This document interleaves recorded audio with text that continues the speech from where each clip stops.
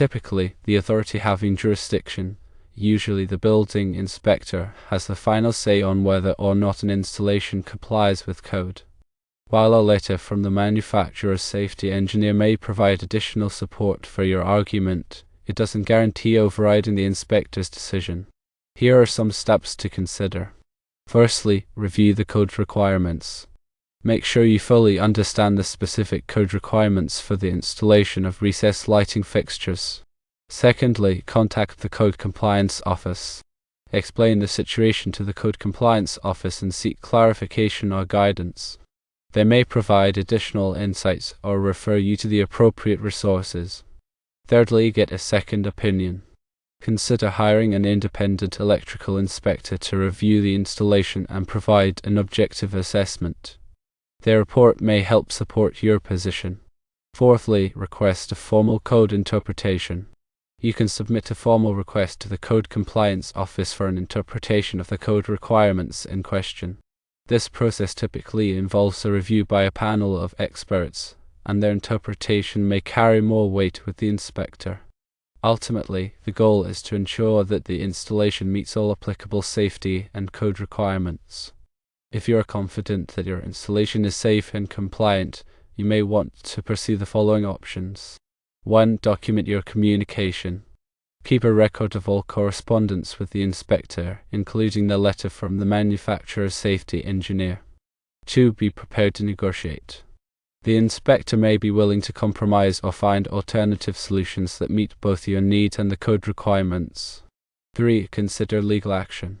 As a last resort, you may consider legal action if you believe that the inspector's decision is arbitrary or unreasonable. However, this should be carefully considered and should not be taken lightly. It's important to approach the situation professionally and respectfully, even if you disagree with the inspector's decision. By following these steps, you may be able to resolve the issue and ensure a compliant and safe installation. Understanding the specific code requirements is crucial when dealing with recessed lighting installations. These requirements often address issues like clearances from combustible materials, insulation contact, and proper wiring methods. The National Electrical Code, or NEC, provides detailed guidelines for electrical installations, and local codes may have additional or more stringent requirements. When reviewing the code, pay close attention to articles that specifically address recessed lighting, such as Article 410.16, which covers recessed luminaires. Also, consult any relevant product standards or listings for the specific recessed lighting fixtures you're using. These standards, such as those from underwriters' laboratories, all outline the testing and certification requirements for the fixtures and may provide additional installation guidance.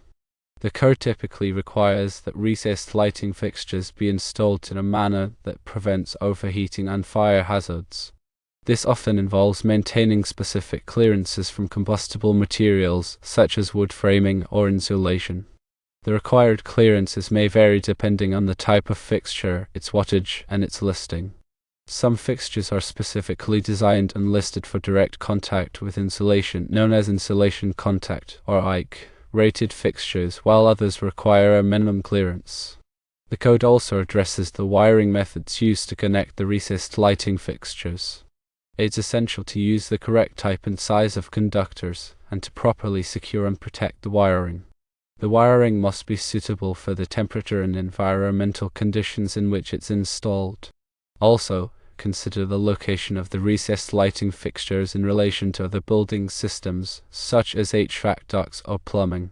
Ensure that the fixtures are not installed in a manner that could create a hazard or interfere with the operation of these systems. When communicating with the Code Compliance Office, it's helpful to provide them with specific information about your installation, such as the type of recessed lighting fixtures you're using, their wattage, and their listing information. Also, be prepared to explain how your installation meets the code requirement. If you have any documentation, such as the manufacturer's instructions or report from an independent electrical inspector, bring it with you to the meeting. When seeking a second opinion from an independent electrical inspector, choose someone who is experienced and knowledgeable about electrical codes and standards. They should be able to provide an objective assessment of your installation and identify any potential code violations. The inspector should provide you with a written report outlining their findings, and this report can be used to support your position when communicating with the Code Compliance Office. Requesting a formal code interpretation can be a more formal process, but it can be a valuable tool for resolving disputes with the building inspector. The Code Compliance Office will typically have a process for submitting a formal request, and this process may involve submitting written documentation and attending a hearing or meeting.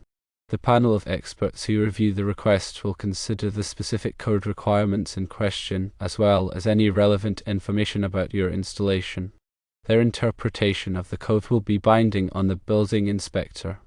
When documenting your communication with inspector, keep a record of all correspondence, including emails, letters, and phone calls. Note the date, time, and content of each communication. This documentation can be helpful if you need to escalate the issue or take legal action. When negotiating with the inspector, be prepared to compromise. The inspector may be willing to consider alternative solutions that meet both your needs and the code requirements. For example, if the inspector is concerned about the clearance from combustible materials, you may be able to install a fire-rated enclosure around the recessed lighting fixture.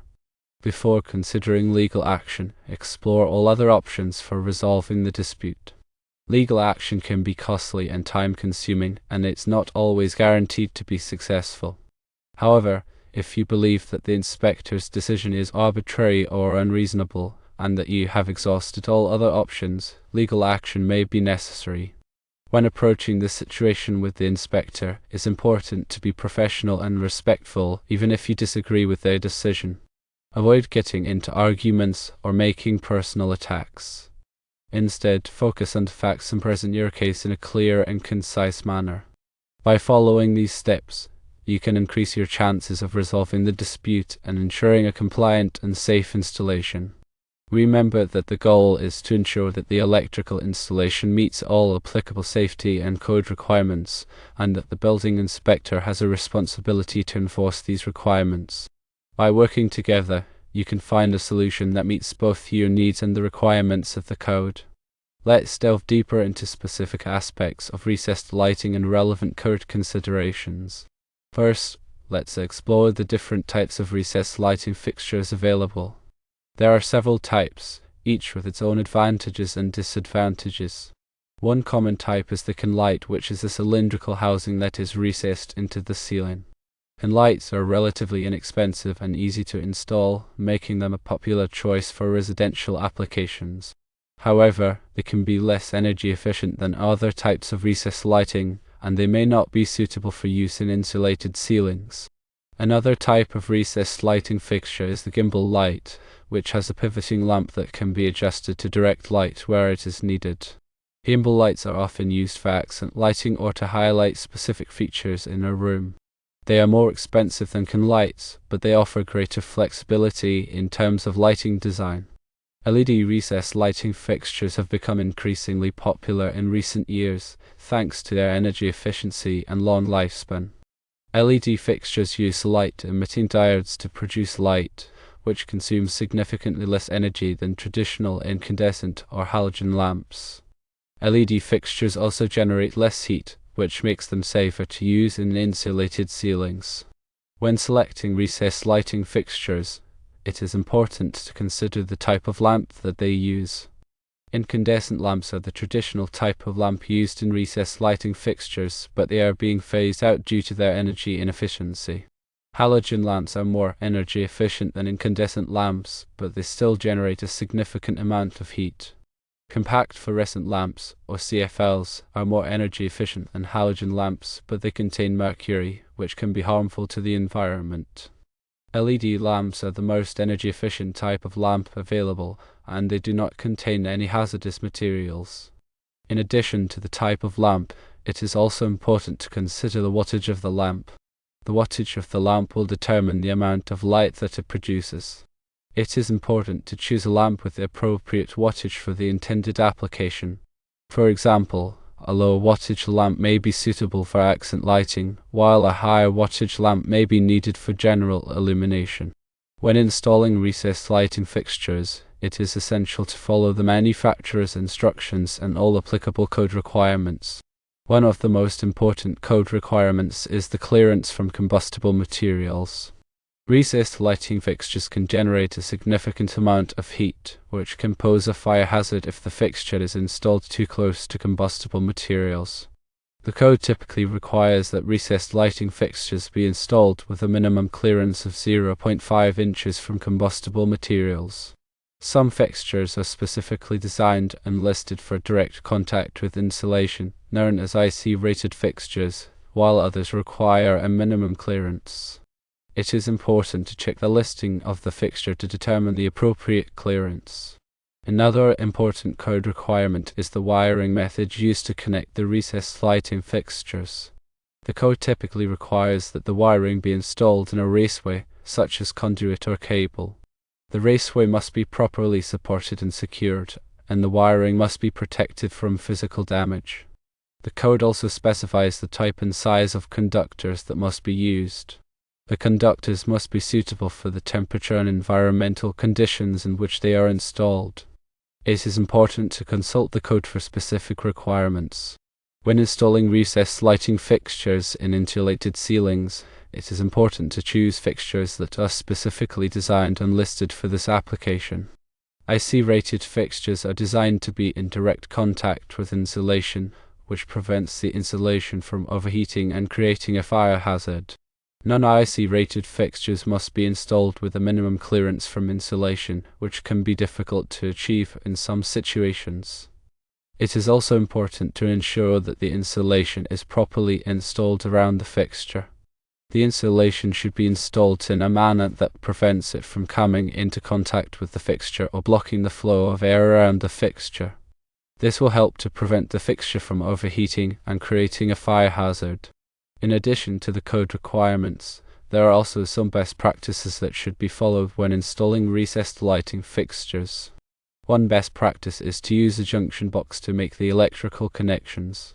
A junction box provides a safe and convenient way to make the connections, and it also protects the connections from physical damage. Another best practice is to use a wire connector that is specifically designed for use with recessed lighting fixtures.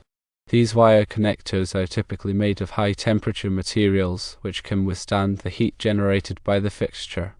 Another best practice is to test the installation after it is complete. This will help to ensure that the installation is safe and that the fixtures are working properly. The installation should be tested by a qualified electrician.